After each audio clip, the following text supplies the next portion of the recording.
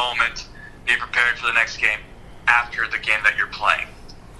Yeah, I'm going to give a shout-out to Antonio Gates. Thank you for reminding me, Tom. I mean, he caught a touchdown late in the game. Obviously, it didn't matter by that point. They were still down 2 scores with, a minute and change left or a couple minutes left in the game at that point. And it's kind of nice if that's the last game of Antonio Gates' career. He goes in as one of the best tight ends of all time. And honestly, we've been spoiled with how the tight end position has evolved over the last 15, 20 years.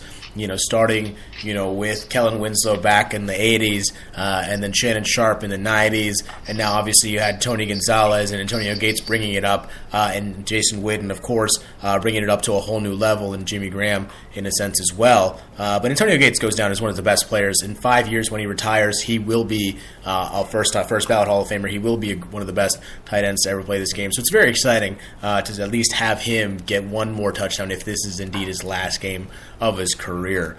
Moving on to the final game of the playoffs from the weekend, the New Orleans Saints and the Philadelphia Eagles. Man, was it a close game. It was a lot closer than a lot of people thought it was going to be. And boy, did Philadelphia come out swinging. Drew Brees throwing that first pass of the game and getting picked off. I was like, uh-oh, here comes the Nick Foles magic once again. And then they go on down and score. And then, of course, New Orleans turns it over again, and then, of course, leads to another Philadelphia touchdown. So it's 14-0 early.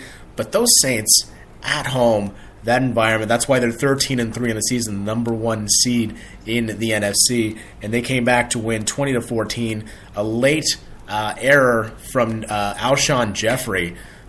Mishandled the ball and landed in the hands of Marcus Lattimore, the quarterback from New Orleans, who last season in this divisional round was the one that gave up the touchdown to Stephon Diggs on the last play. He blew the coverage, and this time he gets some form of redemption, I would say. And then the Eagles go down. The defending Super Bowl champions down. So Tom, break it down. What's the good, bad, the ugly from this game?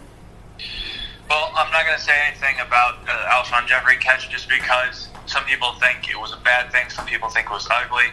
Other people think it's good, just to get their perspective. And if you haven't heard this, there was there was a young kid who sent Alshon Jeffrey a letter saying, hey, keep your head up. It's not the end of the world. You'll get them next time. So there's life in that. So the good of this game was basically Nick Foles. He's showing that he is a good quarterback. He can play for other teams, and he's going to try and do that next year. So I think this was a good testament of how much he's grown since he was a starting quarterback with the Rams and then with the Eagles again. The bad part about it, all season long, was Eagles' defense. Their front men were good. It just came down to their secondary. Yes, they had an interception early in the game, but then afterwards, they let Michael Thomas go past them. They let Kamara pretty much blow right past the defensive ends also. You could definitely tell that the injuries was the ugliest part of the game. It came down to both New Orleans and the Eagles' defensive and offensive line. And when you saw Bennett and Cox for the Eagles' defense get injured just slightly, and knowing that they were playing with injuries, they were giving it their all. But the ugly truth was, even with those injuries, they probably wouldn't have made it past the next game either. So it was probably good that they lost this round. Yeah, I mean, look, for Philadelphia, this is as good as you can get. I mean, for a team that had to go through the same situation again, obviously they play harder for Nick Foles, obviously because he's a backup. They know what he's good at, and they know he's been able to get them to the top. So that's obviously the great part there. But unfortunately, it comes down to a couple errors here and there. I wouldn't put the entire loss on Alshon Jeffrey. A lot of people are. But a lot of the time in the second half, and after they put up those 14 points, they really couldn't move the ball on that New Orleans defense. A lot of false starts, a lot of having to call timeout. It just didn't work for Philadelphia, and that's okay. It's not a big problem for a team to have to go with their backup quarterback again for a second straight season, and to get them to this point in the playoffs and to keep them competitive. I think that's a pat on the back for anyone who is a Philadelphia Eagles fan waking up this week saying, what are we going to do? You guys are in a great situation. You guys have the ability to bring back Nick Foles. Yeah, it's going to be a hefty price tag of $20 million. And I'm going to put it this way. I think the salary cap for this particular upcoming season, I think it's going to be upwards of $190 million, $198 million. Between Wentz's contract and Foles' $20 million, that covers maybe 10 to 15% of what the balance would be. And that's saying a lot for what it should be. But when this is the most coveted position in sports, this is the most important position in sports, I would say keep both on there. And in the event that Wentz looks good, he finally looks healthy, you can trade Foles for a first-round pick, maybe even a second, and get a more value for him later than just letting him go for nothing right now. I think if they bring him back, I think they'll be fine. I think they'll be able to make the money work. I think this is a great opportunity for Philadelphia to maybe make another run next year. Again, this team was very inconsistent due to their health this past season. I don't expect them to be too much worse. I think they can sign a lot of their players because of what the culture Doug Peterson has built in Philadelphia. I think that's a huge part of what he's been able to do. And so hopefully the Eagles come back strong, but congratulations to the New Orleans Saints as they will be hosting the LA Rams in what should be an exciting game. Which brings me obviously to the next topic. Tom, let's go to some pick'em here. We'll kick it off in the AFC. Just chalk all the way around 1-2 and 1-2. And it seems that at least for Kansas City, they seem to be pretty good. They seem to have it connected, but again, these teams have played each other already. It was a close game. 43-40 was the final score when they last played in New England. I believe it was week 3 or 4 when that last happened. But both teams have evolved. New England obviously in the postseason. Kansas City has developed a run game once again. It's going to be a really, really close game. In my mind, and looking at what the conference championships are going to be, for Kansas City, they are a 3-point favorite at home, so not very much. Tom, who do you got in this game and why? So to preface this, I just want you to know that I am in a pick'em league with my dad and a couple other people, and I have gone 8-for-8 leading up to the championship round. So far, I've been perfect. And I don't want that to break right now. So when I look at these two teams, I definitely look at the point spread. It's definitely going to be interesting when it comes down to home field advantage. It's going to come down to the temperature that's going to be happening. Apparently, it's going to be near 0 degrees, or it's going to feel like 0 degrees in a frozen, high-spirited atmosphere, Aero Stadium. And when you hear people yell, they yell loud. So when I'm looking at the season leaders when it comes down to Kansas City, you got Patrick Mahomes, who is poised to be the MVP of the NFL season. You got Kareem Hunt, who's definitely not. No, he's not on the team, buddy. Not on the team. Wow. ESPN has Kareem Hunt. I'm not saying anything about Kareem Hunt. Damian Williams is the running back. Damian Williams. Tyreek Hill and Travis Kelce. Yeah. Those are the two main people that you definitely need to watch out for. Kansas City defense is okay. I think they can stop the Patriots rushing, especially with Michael, but you also have to watch out for one of the greatest quarterbacks to ever play in the NFL, Tom Brady. I got a 66% chance that Kansas City will win, and I will actually go for that. I'm actually going to choose Kansas City over the Patriots. Everything in your mind suggests that should be the right pick. I don't blame you whatsoever for picking Kansas City. They're at home, and I think they are the best team in the AFC. That being said, New England is New England for a reason. They know how to get the best out of their players, particularly in the postseason. Tom Brady has shown time and time again that he can lead this team with whatever cast around him to a Super Bowl. They can exchange. Only Gronkowski caught one pass for 25 yards last week. I think he can do nothing. He just has to be available, and he will affect the game.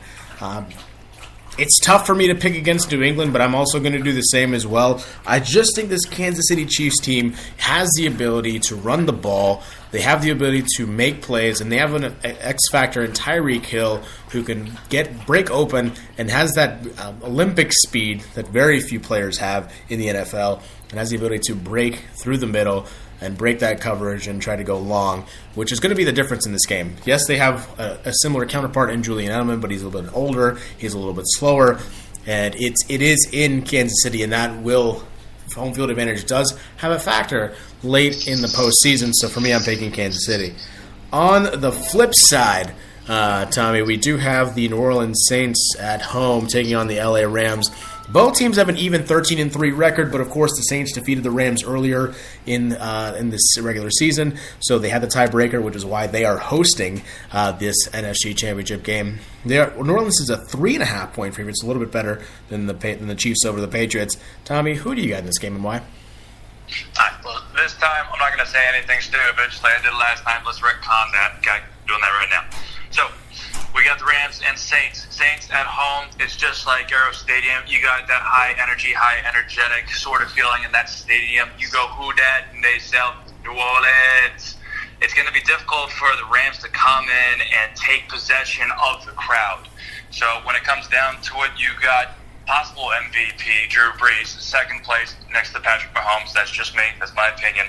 Up against Jared Goff, who's been excellent as quarterback as well. When it comes down to rushing, Todd Gurley versus Kamara, that's the two big guys. When it comes down to C.J. Anderson and Ingram, I'm going to give it to C.J. Anderson because of his experience and what he did last week. Down receiving yards, they don't have Chris Cup. He was one of my fantasy players. He did an excellent job for me, but they still got Braden Cooks and Woods up against Michael Thomas, but don't count any wide receiver out when it comes to Drew Brees because he will throw to anybody that's open and they will give big yardage. So when it comes down to it, it could come down to defense. Aaron Donald, one of the best defensive linemen there is playing in the NFL right now. He's a force to be reckoned with, especially with Sue right next to him. So you got two big, beefy guys that are going to be coming down to Drew Brees. When it comes down to it, I'm still going to go with the Saints. I still think the home crowd's going to energize them. They shouldn't have stumbled too much against the Eagles, but I think that's just a way for them to get a reality check and say, hey, we let our guard down. We're not going to do that against the Rams because we know what they can do. They have a high-powered offense just like we do, so we're going to take it to them. So who dat? New Orleans. I am not going to the same pick with you this time, unfortunately. This time I'm picking the LA Rams for a lot of reasons. I think a lot of the trouble that New Orleans had was against their defensive line of the Eagles. And as you mentioned, the LA Rams have a much better defensive line. Aaron Donald and Ndamukong Suh. That is a huge line that you have to deal with on every possession. And Donald will get to Brees. He will affect some throws. And even as an accurate passer, as Drew Brees has been in the entire season, I do think that he's going to make some mistakes. And Marcus Peters, obviously, he's had some conversations in the media about how he wants to get at the New Orleans Saints and get them bad. So I believe that that's going to be an influence there. You have Marcus Peters, Aqib Talib on the outside for the Rams. That's going to be huge. And as you mentioned, C.J. Anderson is going to be the biggest X factor in this game, not just because of his size, just because of his ability. He's a bigger running back. He can take the blows that Todd Gurley doesn't have to take. They can rotate those two, which is going to be huge down the stretch, which leads to a lot of play action.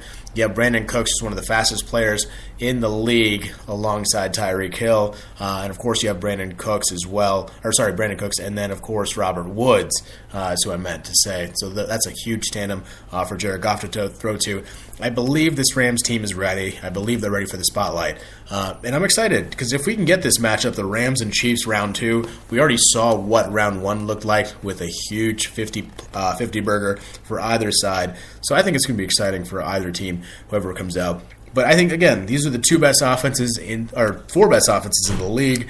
A lot of it has to do with offensive line play. I do think this is going to be very exciting matchups if you're able to watch them. The first game is at 3:05 Eastern, and then the second game is at 6:40 Eastern. So catch these games on Fox for the NFC and on CBS for the AFC Championship game. We'll take a short break. Right when we come back in about 30 seconds, we'll talk about Tom's speculations of where he thinks Manny Machado, where Bryce Harper going right after this. This is the good, bad, the ugly with Sam Cerrone and, of course, Tom Crane.